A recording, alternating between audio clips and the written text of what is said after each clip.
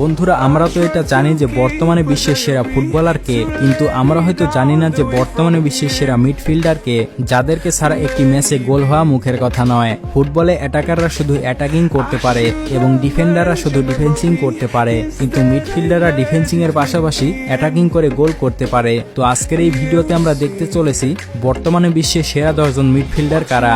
আমি এখানে তাদের কথাই বলবো যারা অ্যাটাকিং এবং ডিফেন্সিং দুটো পজিশনেই ভালো খেলে, বিশেষ করে এরা অ্যাটাকিং বেশি করে থাকে। তো এই তালিকায় আপনার পছন্দের প্লেয়ার আছে কিনা তা জানতে হলে ভিডিওটি দেখতে থাকুন। আর চ্যানেলে যারা নতুন তারা অবশ্যই চ্যানেলটিকে সাবস্ক্রাইব করবেন। তো 10 নম্বরে রয়েছে ফ্র্যাঙ্কি ডি জং। নেদারল্যান্ডের এই ফুটবলার বর্তমানে বার্সেলোনা ক্লাবের হয়ে খেলছেন। দলের হয়ে এবং ক্লাবের হয়ে মিড পজিশনে অনেক দুর্দান্ত পাস করেন তিনি। বয়স তার মাত্র 26 বছর। 2018 সালে জাতীয় দলের হয়ে যোগ দিয়েছেন তিনি এবং বার্সেলোনা ক্লাবে 2019 সালে যোগ দিয়ে এখন পর্যন্ত 190টি ম্যাচ খেলেছেন জং। আর মিডফিল্ডার হয়েও 190টি ম্যাচে মোট গোল করেছেন 16টি। যদিও এই সংখ্যাটি খুবই কম, কিন্তু তবুও মিডফিল্ডার হিসেবে এটাই যথেষ্ট। একজন মিডফিল্ডার হিসেবে মাঝে মাঝে তার দল ও ক্লাবের হয়ে অনেক বড় অবদান রয়েছে। প্রতি বছর তিনি অনেক পেছনে থাকলেও এই বছরে তিনি সেরা 10-এর মধ্যে জায়গা করে নিয়েছে। তো বর্তমানে এই প্লেয়ারটির মার্কেট ভ্যালু $79 মিলিয়ন। এরপরে 9 নম্বরে রয়েছে রদ্রি। রদ্রি হলো বর্তমান সময়ের এমন একজন প্লেয়ার যে কিনা তার খেলার জাদু দিয়ে অনেক জনপ্রিয়তা লাভ করে নিয়েছে। বর্তমানে তিনি ম্যান সিটি ক্লাবের হয়ে খেলছেন।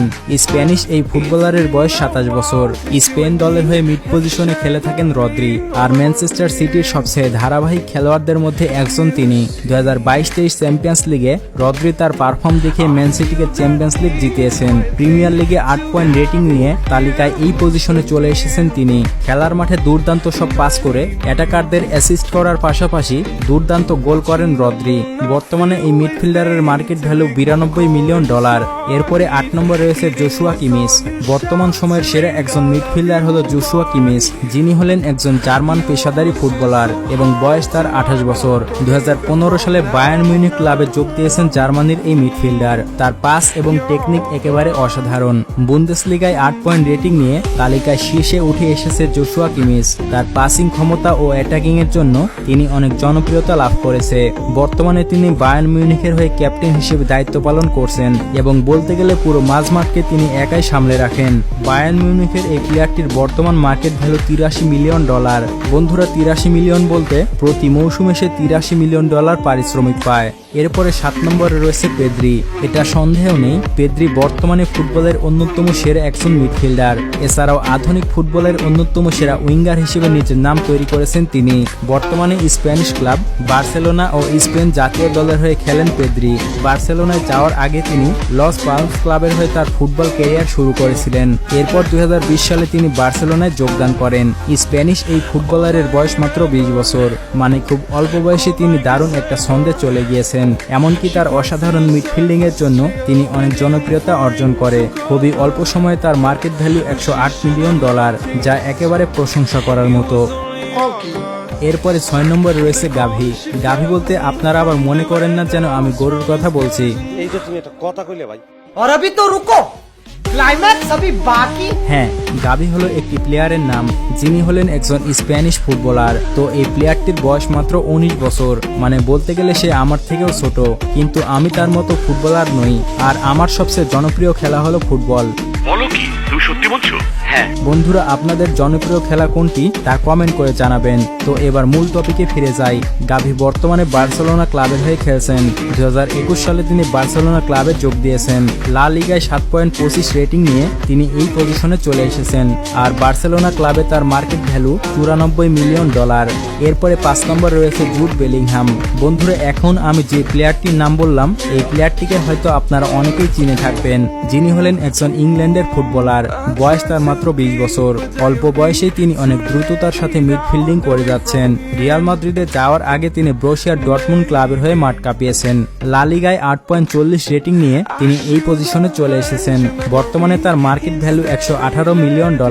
ইংল্যান্ড জাতীয় দল ও রিয়াল মাদ্রিদের হয়ে মিডফিল্ডারে অনেক দ্রুততম পাসিং করে থাকেন, যেটা একেবারে প্রশংসা করার মতো এবং সময়ের সেরা ধারাবাহিক মিডফিল্ডার তিনি। কিছু কিছু সময় তার অ্যাগ্রেসিভ দেখলে আপনি অবাক হয়ে যাবেন, আবার মাঝে মাঝে তিনি তিনি একাই অ্যাটাকিং করে থাকেন। এরপরে 4 নম্বরে রয়েছে টনি ক্রুস। বন্ধুরা, আপনাদের মধ্যে ফুটবল খেলা যারা দেখেন তারা অবশ্যই এই প্লেয়ারটিকে চিনে থাকবেন, যিনি জার্মানির সর্বোত্তম একজন সেরা খেলোয়াড়। বর্তমানে তার বয়স 33 বছর। জার্মানির এই ফুটবলার 2010 সালে বায়ার্ন মিউনিখে যোগদান করেছিলেন এবং তারপর 2014 সালে স্প্যানিশ ক্লাব রিয়াল মাদ্রিদের হয়ে যোগদান করেন। জার্মান দলের হয়ে 2014 সালের বিশ্বকাপে অসাধারণ পারফরম্যান্স করেছেন তিনি। মিডফিল্ডিং পজিশনে দুর্দান্ত ডিফেন্সিং এর পাশাপাশি অনেক অ্যাসিস্ট করে থাকেন তিনি এবং তাকে একজন দৃষ্টিনন্দন ফুটবলার বলা হয়ে থাকে। মাঝে মাঝে তার পাসিং এবং স্কিলস দেখলে আপনি হয়তো অবাক হয়ে যাবেন। বর্তমানে এই প্লেয়ারটির মার্কেট ভ্যালু $20 মিলিয়ন। এরপরে 3 নম্বরে রয়েছে কাসিমেরো, কিন্তু আমি তাকে কাশেম কাকা বলে ডাকি। তোমার এই ফালতু কথা শোনার টাইম আমার নাই। যাই হোক, একটু মজা করলাম। মস্কারা করে কথা বলবেন না তো আঙ্কে। ঠিক আছে। ক্যাসিমেরো সাম্প্রতিক সময়ের অন্যতম সেরা একজন মিডফিল্ডার, যিনি বর্তমানে ম্যানচেস্টার ইউনাইটেড দলের হয়ে খেলছেন। এছাড়াও তিনি এখন ব্রাজিল জাতীয় ফুটবল দলের অধিনায়ক। ব্রাজিলের সাও পাউলো ক্লাবে তিনি তার ফুটবল ক্যারিয়ার শুরু করেছিলেন এবং তারপর 2013 সালে তিনি রিয়াল মাদ্রিদ ক্লাবে যোগদান করেন। রিয়াল মাদ্রিদের হয়ে দীর্ঘ 9 বছর খেলার পর 2022 সালে তিনি ম্যানচেস্টার ইউনাইটেড ক্লাবে যোগ দিয়েছেন। বর্তমানে এই মিডফিল্ডারের মার্কেট ভ্যালু $44 মিলিয়ন, মানে প্রতি মৌসুমে সে $44 মিলিয়ন পারিশ্রমিক পায়। তো আপনাদের মধ্যে কে কে ক্যাসিমেরো এবং ব্রাজিলের ফ্যান সেটা কমেন্ট করে জানাবেন। এরপরে 2 নম্বরে রয়েছে লুকা মদ্রিচ। বন্ধুরা, লুকা মদ্রিচকে আপনারা অনেকেই জেনে থাকবেন, যিনি হলেন একজন ক্রোয়েশিয়ান ফুটবলার। তার দীর্ঘ ফুটবল ক্যারিয়ারে তিনি রিয়াল মাদ্রিদের হয়ে খেলছেন। 2012 সালে তিনি রিয়াল মাদ্রিদ ক্লাবের হয়ে যোগদান করেছিলেন আর এখন পর্যন্ত এই ক্লাবের হয়ে মোট 65টি ম্যাচ খেলে ফেলেছেন তিনি। 2018 সালে তিনি ব্যালন ডি'অর জয় করেছেন আর বর্তমানে ফুটবলের সেরা একজন মিডফিল্ডার তিনি। তার অ্যাগ্রেসিভ এবং স্কিলস একেবারে অসাধারণ। এছাড়াও তার ডিফেন্সিং প্রশংসা করার মতো। বলতে গেলে পুরো মাঠ তিনি একাই দখলে রাখেন। ক্রোয়েশিয়ান এই ফুটবলারের বয়স এখন 38 বছর, কিন্তু তাকে দেখলে মোটেও সেরকম মনে হয় না। এরপরে যার কথা বলবো তাকে হয়তো আপনারা অনেকেই চিনে থাকবেন। প্লেয়ারটির নাম হচ্ছে কেভিন ডি ব্রুইন, যিনি হলেন একজন বেলজিয়ামের ফুটবলার। এছাড়াও সর্বাধিক সুন্দর ফুটবলারদের একজন হলো কেভিন ডি ব্রুইন।